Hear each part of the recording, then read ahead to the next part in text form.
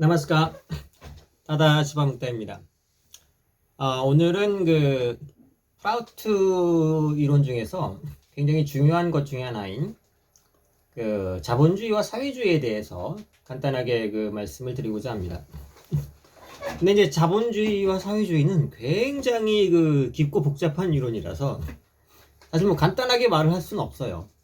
그리고 제가 경제학을 전공한 것도 아니기 때문에 그러한 시스템의 구체적이고 세세한 거에 대해서는 논할 수가 없고, 다만 큰 전체적인 철학적인 의미를 중심으로, 그리고 인간에게 구체적으로 어떠한 영향을 미치고 이러한 것이 어떻게 변해갈 것인지에 대해서 말씀을 이제 드리려고 하는데요.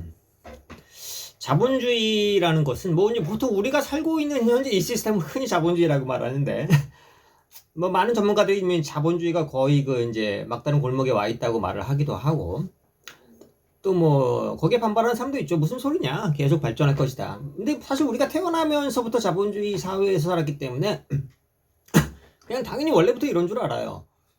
그렇게 생각하기가 쉽죠. 근데 그런 건 아니죠, 사실. 우리나라로 치면 불과 100년 전만 해도 지금과는 완전히 다른 시스템으로 살았고, 돈이 갖는 의미가 인생에서 이렇게 크고 절대적이지가 않았죠. 그러니까 굉장히 생소한, 이전과는 굉장히 생소한 시스템에서 우리가 살고 있기 때문에 원래 인간이 이렇게 사는 걸로 이제 많이 생각해 주시는데 절대 이제 그렇지 않다는 거죠.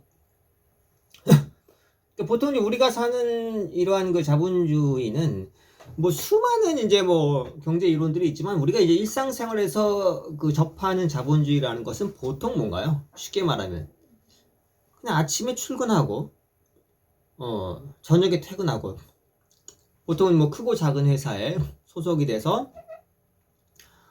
출퇴근을 하고, 누군가 기업 활동을 하고, 많은 사람들이 거기에 구성원으로 참여해서 급여를 받고 일하고, 그런 걸 통해서 생계를 해결하고 경제가 돌아가는, 보통 이제 이런 거를 이제 자본주의라고 하거든요.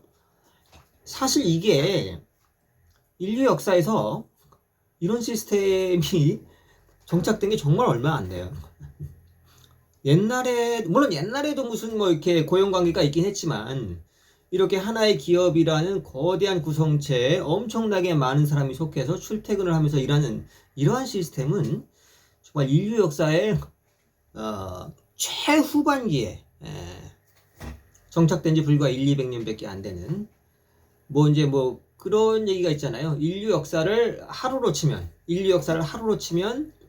이 자본주의 사회의 이 시기는 거의 아마 밤 11시 59분쯤에 나오는 불과 그 정도밖에 안 되는 짧은 시간이에요. 근데 우리가 이제 우리 일생으로 본다면은 항상 거의 주위에서 항상 이런 시스템만 봤기 때문에 이게 영구히 지속된 것 같은 이제 그런 느낌으로 다가오는데요. 근데 이미 제가 이제 앞에서 두 번의 동영상에서 계속 이제 연이어서 얘기했지만은 급변하고 있고, 이런 시스템이 깨지고 있다는 걸 이제 모든 사람들이 점점 실감을 하고 있는데, 예전에 이제 이런 얘기 했으면 말은 틀리지 않는 것 같은데 그게 되겠느냐, 대부분 실감을 못 했거든요. 이제 요즘엔 정말 실감하는 분들이 이제 많더군요. 그래서 이제 자본주의를 이제 여러 가지로 개념 정의를 할 수가 있는데, 사실 아직까지도 놀랍게도 경제학자들조차도 자본주의에 대한 공통된 개념을 정립하지는 못하고 있어요. 왜냐면 자본주의는 어떤 계획에 의해서 나온 체제가 아니라 그냥 역사 발전 과정에서 좀 자연스럽게 나온 시스템이기 때문에 무엇을 자본주의라고 할지는 학자들마다 상당히 개념 정의가 다른데, 공통적으로 그리고 쉽게 포괄적으로 얘기한다면 영어로 self-centered philosophy라고도 말을 할 수가 있습니다. self-centered philosophy, 이것은 뭐냐면 자기 중심적인 철학이라는 거죠. 인류 역사에 등장한 수많은 경제 철학 중에 이처럼 자기중심적인 철학이 가장 잘 구현된 경제 시스템이 바로 이제 자본주의죠. 그러니까 자본주의에서는 그냥 자기만 챙겨도 별 욕을 안 먹어요. 그리고 자기 이익을 잘 챙기는 사람이 오히려 굉장히 높은 평가를 받죠. 우리나라 같은 경우는 불과 한 몇 세기 전만 해도 가족 간에 자기 걸 챙긴다. 예를 들어서 형제들이 보통 다 같이 사는 경우가 많았죠. 옛날 돼가지고는 뭐 사촌, 팔촌까지 같이 사는 경우가 많은데 거기서 자기 걸 챙긴다. 집에서 이거는 내 재산, 내 소유물 이렇게 챙긴다는 거는 엄청난 죄악으로 취급됐기도 했고 그럴 수가 없었죠. 일단 뭐 자기 걸 챙길 것도 많지. 물론 이제 뭐 식기라든가 일상생활에 꼭 필요한 간단한 수입품들은 있었지만은 대부분 가족 간에, 형제 간에 당연히 우리 거지, 우리 집 거지 내 거라는 개념이 거의 없었거든요. 근데 지금은 형제 간에도 네 거 내 거 있는 게 당연하죠. 내 차를 아무리 형제라고 해도 말도 안 하고 그냥 끌고 나간다. 뭐 우리나라 뭐 경제발전 초창 6, 70년대에는 뭐 그런 분야가 좀 있었죠. 형 차 좀 쓸게. 또 때로는 형 없으면은 뭐 그런 말도 필요 없이 그냥 차 끌고 하루 종일 돌아다니고 기름도 안 채워놓고 해도 뭐 형제간에 당연한 건데 지금은 뭐 형제간이라도 허락 없이 차를 쓰고 쓰고 나서 뭐 기름도 안 채워놓고 이런 거는 굉장히 무례한 행동으로 아주 뭐 사소한 예지만 완전히 자기 소유물과 자기 경제 단위가 독립되어 있고 자기중심적인 이러한 경제 활동이 당연시되는 이제 시대입니다. 그게 자본주의의 가장 큰 특징인데요. 그러다 보니까 이런 이기적인 행동이 전혀 비난의 대상이 되지 않고 당연한 것. 그러다 보니까 원래 인간은 이렇게 사는 거야. 원래 인간은 이기적이야 라는 게 당연시됐죠. 그래서 자본주의에서는 이러한 이기적인 욕망의 추구가 상당히 당연하고도 정당화되기까지 하죠. 그래서 보통 자본주의의 가장 이론적인 근거를 아담 스미스에서 이제 국부론에서 이제 많이 찾죠.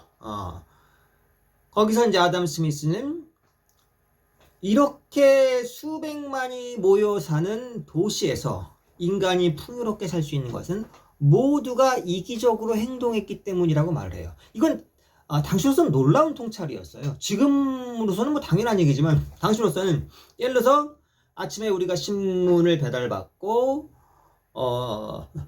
저녁에 뭐 주부들이 배추를 다듬어서 김치를 담거나 음식을 만들고 이런 것들은 서로가 이기적으로 행동했기 때문에 신문을 만들고 신문을 배달하고 집집마다 놔준 사람은 자기가 먹고 살기 위해서 한 거고 농촌에서 배추를 재배하고 그 배추를 도시 지역으로 유통시킨 트럭 운전사나 유통업자들 그리고 도시의 각 소매점에서 그것을 공급하는 사람들. 요즘에는 뭐 쿠팡이니 뭐니 해가지고 뭐 그냥 인터넷으로 클릭만 하면 아침에 곧바로 신선한 야채까지 오는 놀라운 시대에 지금 우리가 살고 있는데요. 이런 것들은 다 개개인들이 이기적으로 행동했기 때문에 자기가 먹고 살자고 자기가 더 많은 돈을 벌기 위해서 이기적으로 행동했기 때문에 전체 사회가 더 풍요로워질 수 있었다라고 정리한 게 이제 아담 스미스죠. 이것은 상당히 설득력이 있어요. 그런데 여기서 더 나가서 이렇게 계속 이기적으로 행동하면 인류가 점점 더 풍요로워질 것이다 라는 가정은 이제 안 맞기 시작하고 있죠. 그렇게 다들 이기적으로 자신의 이익을 위해서 투쟁한 것이 결과적으로 사회 전체를 풍요롭게 한 면은 분명히 있지만 그리고 인류 역사상 경험해보지 못한 풍요를 우리가 누리고 있지만 사실 이렇게 우리나라만 해도 대부분의 사람들이 하루 세 끼를 먹으면서 내일 밥을 못 먹을지도 몰라라고 그런 걱정을 대부분 안 하는 이러한 사회는 불과 우리나라만 봐도 1세기 전만 해도 상상조차 못하던 일이죠. 일단 하루에 밥을 3끼 먹는다는 사실 자체가 상당히 괜찮게 사는 사람들의 일상이었죠. 보통 하루에 2끼나 1끼 먹는 사람들도 많았고 그렇기 때문에 이러한 현재의 놀라운 물질적 풍요는 분명히 자본주의의 그 활력, 설사 자기가 이기적으로 자신의 이익을 위해서 싸우고 투쟁을 했다고 하더라도 그 자체가 분명히 사회를 풍요롭게 한 것, 그건 분명히 맞습니다. 그래서 제가 이제 요즘에 그 참 재미있는, 저도 뭐 유튜브를 많이 봅니다만 재미있는 사례를 이제 본 것 중에 하나가 이제 북한에서 넘어오신 우리가 탈북하신 분들 얘기인데, 뭐 그분들을 이제 폄하하는 건 전혀 아니고 사실 상당히 공감을 받고 감동을 받기도 하는데, 그 한국 사회에서 이렇게 정착하면서 그 탈북민들이 많이 하는 얘기가 처음에 와서 놀랍다, 충격적이다. 정말 그 북한에서 목숨을 걸고 탈출해서 중국이나 뭐 심지어 베트남, 라오스, 캄보디아 이런 동남아까지 거쳐서 겨우 한국 대사관에 구원의 손길을 내밀어서 비행기를 타고 인천공항에 도착했을 때 세상에 이런 천지개벽한 나라가 있을 수 있느냐. 인천공항에서 이렇게 많이 놀래고, 인천공항이 뭐 세계적인 공항이기도 하지만은, 심지어 그분들이 말할 때 화장실에 휴지가 있다는 것 자체, 지금 우리는 뭐 너무 당연하죠. 화장실에 휴지가 있으면 당장 우리 뭐 컴플레인 하고 난리가 나잖아요. 화장실에 큰 동그란 두루마리 그 다중에 있을 수 있는 게 있으면 그 옆에 예비용으로 하나 더 걸려 있다는 거. 그러면서 하는 말이, 그분들이 한국이야말로 공산주의 사회다. 세상에 이런 걸 공짜로 주는 게 어딨냐. 그 사람들이 뭐 공식적으로 사회주의를 표방하는 북한이나 중국을 거쳐왔지만은 이런 거 하나도 못 봤다. 우리 여기가 공산주의 아니야. 그렇게 말할 정도로 약간 역설적이긴 하지만 그런 물질적 풍요를 처음 체험해본 사람에게는 정말 놀라운 경험인 것이 분명합니다. 근데 시간이 지나면서 그분들이 하는 얘기도 계속 변해요. 그러니까 뭐 제가 직접적으로 이름을 얘기하긴 않겠지만 굉장히 탈북민 중에도 유명한 이론가들이 있고, 북한에서 권력층에 속했던 사람도 있고, 아주 뭐 학자도 있고, 이미 유명한 유튜버들도 있지만은, 이제 물질적 풍요는 금방 적응되고 금방 질리죠. 이게 이제 처음에 정말 오늘 한 끼를 먹냐 마냐 이런 상황에서 끼니 걱정을 안 하게 되다. 이 자체가 놀라운 변화이기 때문에, 거기다도 매 끼니 풍요롭게 먹는다는 게, 이거야말로 천국이라고 느꼈던 그 사람들이 얼마 지나면 이제 한국 사회를 비판하기도 하고 굉장히 핵심적인 그 모순을 꿰뚫어서 말을 하기도 합니다. 솔직히 그럼 좀 서운하기도 해요. 저 사람들 처음 왔을 때는 그렇게 한국에 대해서 감사하고 그러더니 이제 적응되고 이제 모순이 느껴지니까 저렇게 심한 말을 할 수 있나. 그래서 좀 저도 그게 이상해서 왜 그런 서운한 느낌이 들었을까 봤더니 그런 거예요. 우리 식구가 이렇게 안에서 아웅다웅 싸울 수는 있지만, 그 얄밉던 우리 식구 중에 한 사람이 밖에 나가서 싸워서 매를 맞거나 욕을 먹으면 분노가 생기거든요. 왜 때려? 내 동생 왜 때렸니? 이렇게 되거든요. 물론 법적으로는 그분들이 이미 다 우리나라 헌법상으로는 뭐 북한 주민도 한국 국민이죠. 오면 당연히 그 국민권을 주고 여권도 주고 주민등록번호 주고 다 똑같은 국민의 권리를 누릴 수 있습니다. 근데 아직까지는 친소의 차이가 있는 거죠. 항상 친했던, 그렇잖아요. 뭐 지역 간에 뭐 같은 학교를 나왔네, 고향이 같네, 이런 식으로 그 친한 정도의 차이가 있잖아요.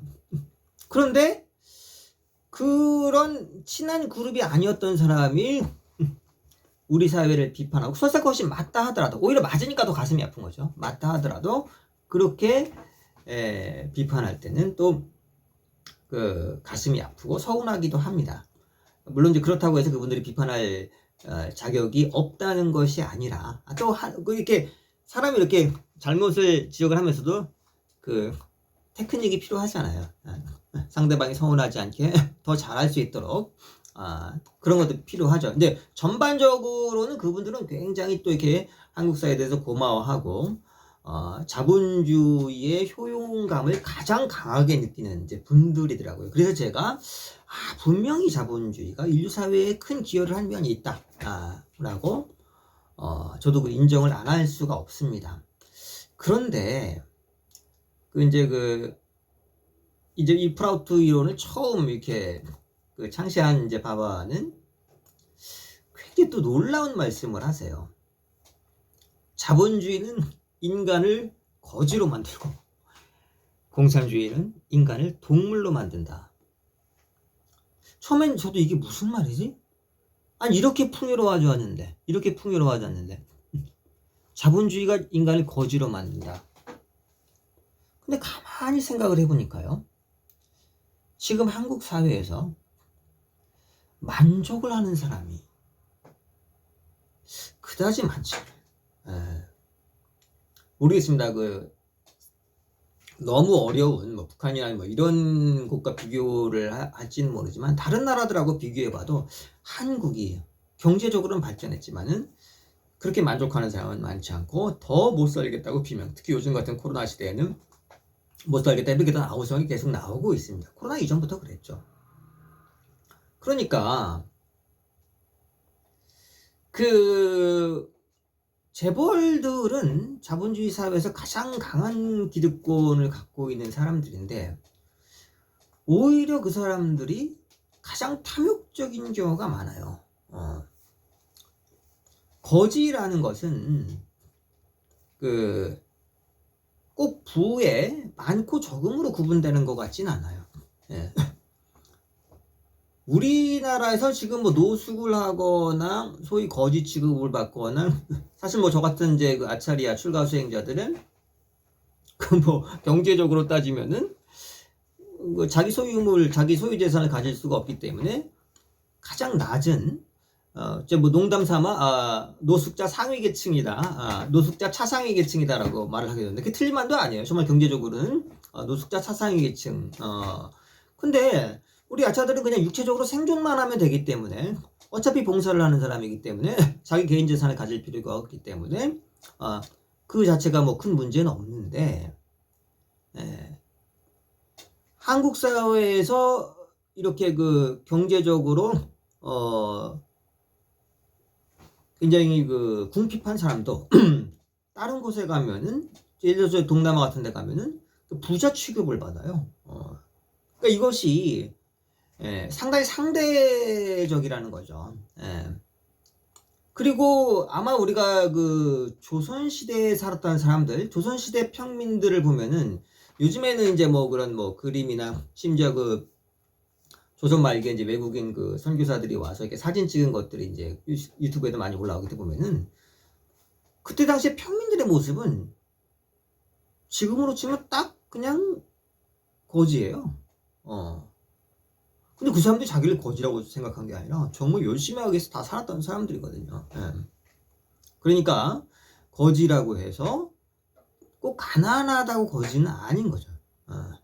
오히려 자기가 부족하다고 느끼고 계속 갈구하는, 계속 갈망하는 그 욕망이 끊이지 않는 사람이 더 경제적 궁핍, 심리적 궁핍을 느끼는 것이죠. 그렇다면은 재벌이야말로 가장 거지에 가까운 면이 있습니다. 심리적으로 더 많이, 더 지금 전 세계 최근 들어서 이제 최고 부호가 이제 아마존 회장이라고 하는데 놀랍게도 그 사람이 코로나 이후에 자기 재산이 거의 2배 가까이 늘었어요. 얼마 최근에 발표된 거에 따르면은 얼마일까요? 그 전에 재산이 100조 원이었는데 지금 한 200조 원 가까이 된다 그래요. 한 개인의 재산이 그것도 불과 코로나 이 잠깐 사이에 2배로 늘어서 100조가 200조가 되면은 이건 개인 재산이 늘은 게 아니라 웬만한 나라가 하나 더 생긴 거죠. 국내 총생산이 100조도 안 되는 나라도 많으니까요. 그런데 그 아마존에서 일하던 사람들은 점점 이제 유통업도 가장 자동화된 AI가 가장 신속하게 도입된 업 중에 하나가 지금 유통업이죠. 그러니까 점점 사람이 필요 없어지는 거예요. 모든 그 택배 분류가 다 지금 아마존은 이미 거의 자동화되고 있죠. 예. 그 아마존 그 창고는 뭐 어마어마하죠. 취급하는 물품은 뭐 10배, 20배가 늘어나는데 필요한 인력은 점점 반의 반이면 되는 거예요. 그러니까 계속 그 사람들은 이제 그 해고하는 거죠. 그래서 얼마 전에도 그 아마존에서 해고당한 사람들이 그 대규모로 모여서 시위도 하고 있지만은 그러니까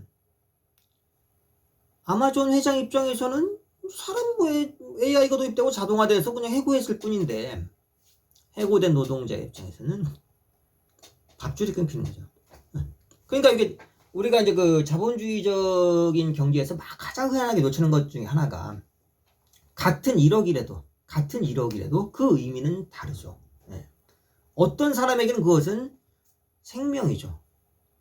어떤 사람에게는 그냥 액세서리예요. 뭐 아마존 회장처럼 재산이 200조까지 안 되더라도 한 1000억 정도만, 그 정도면 뭐 그 사람한테 뭐 중소부자일지 모르지만은 1000억 정도만 있어도 1000억이나 1001억이나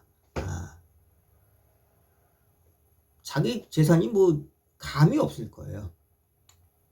근데 어떤 서민들에게 1억은 당장의 의식주를 해결하는, 서울에서는 뭐 1억 갖고도 해결이 안 되잖아요. 최소한의 공간, 집 하나, 그 다음에 살림기구, 살림살이, 4, 5인 가족이 살려고 그래도 1억 갖고 당장 어떤 살림터를 구하기 어려울 겁니다.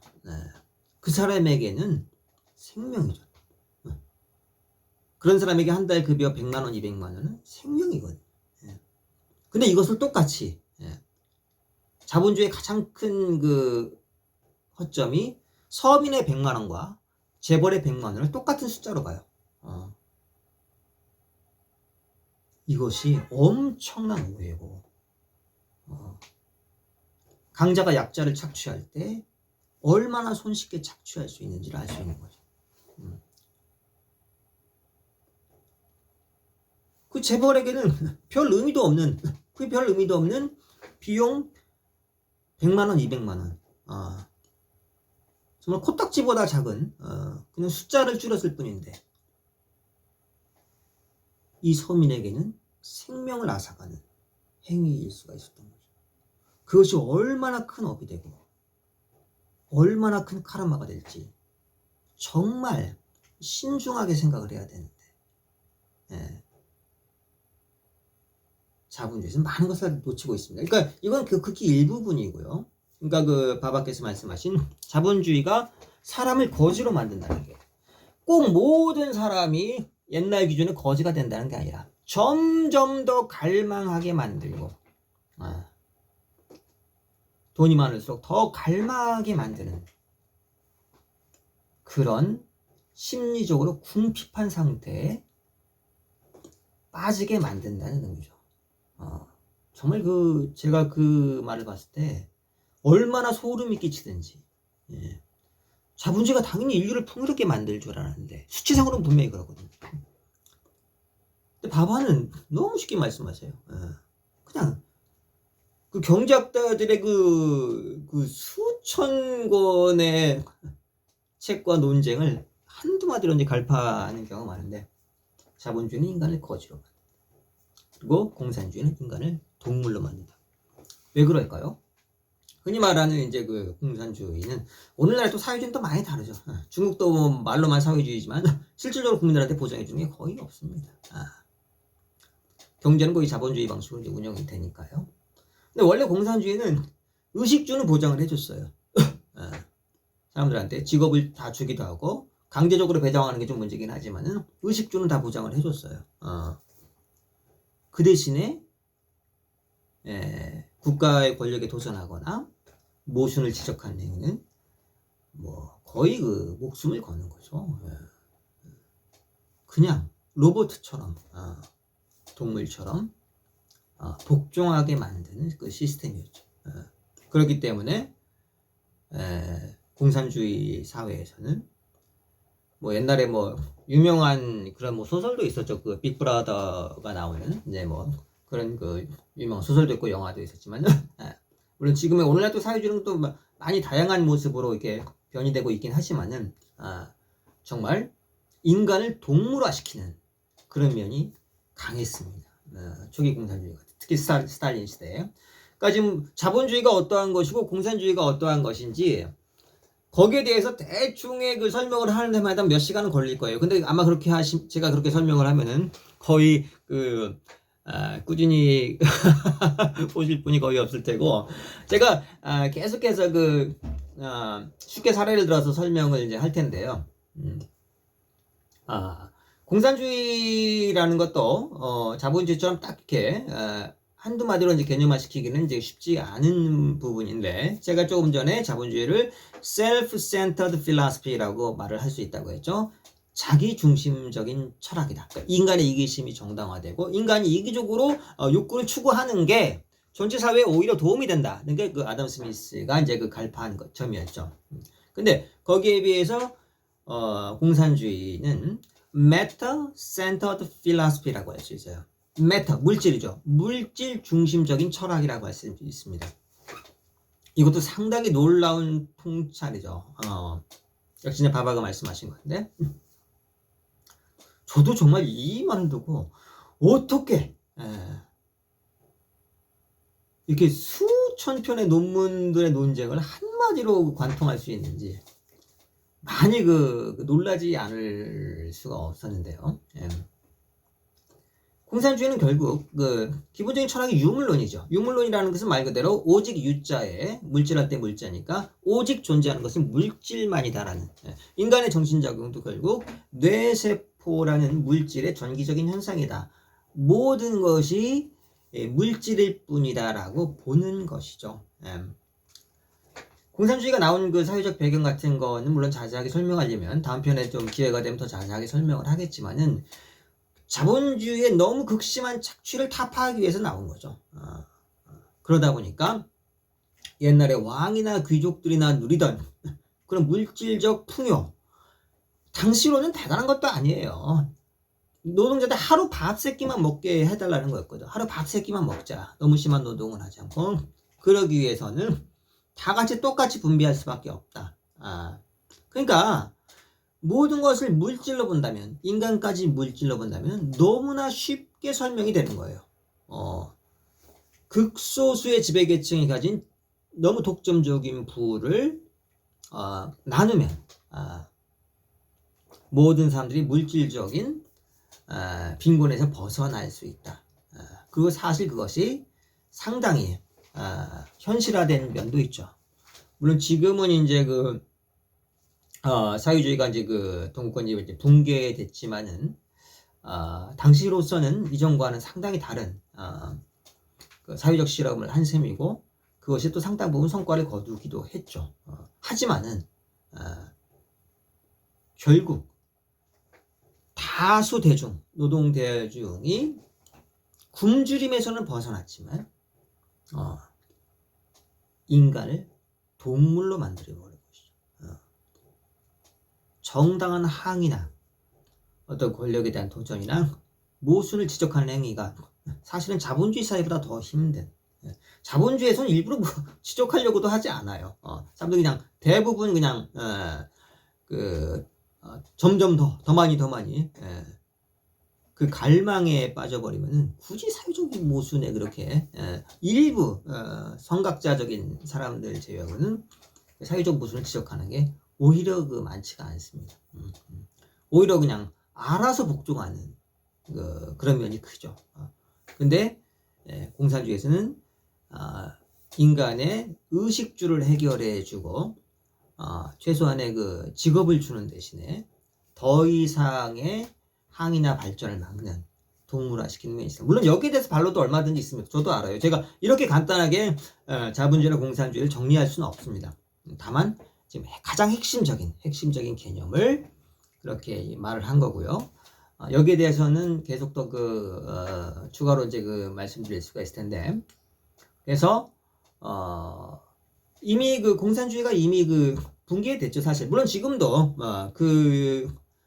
공산주의 철학을 이어받은 국가나 사회는 지금도 일부 있지만은, 그래서 사실은 또 하나 이제 이제 놀라운 것은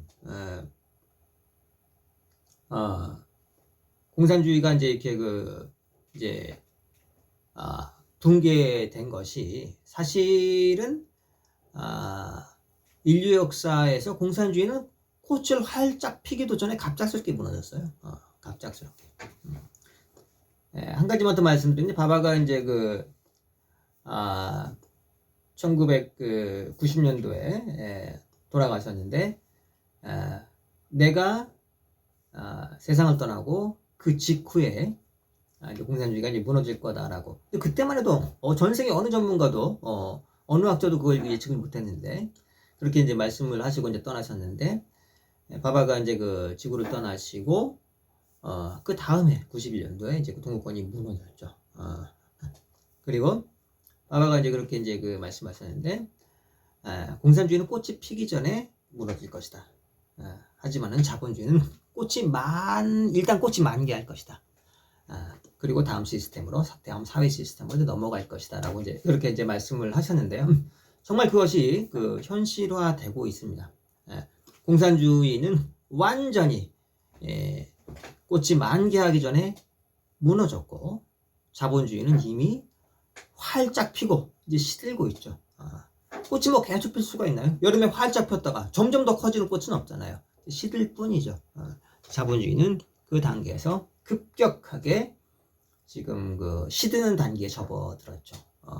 그래서 인류의 미래가 어떻게 전개될지 프라우트 시스템에 대해서 계속 더 말씀을 드리고자 합니다. 감사합니다. 나마스카.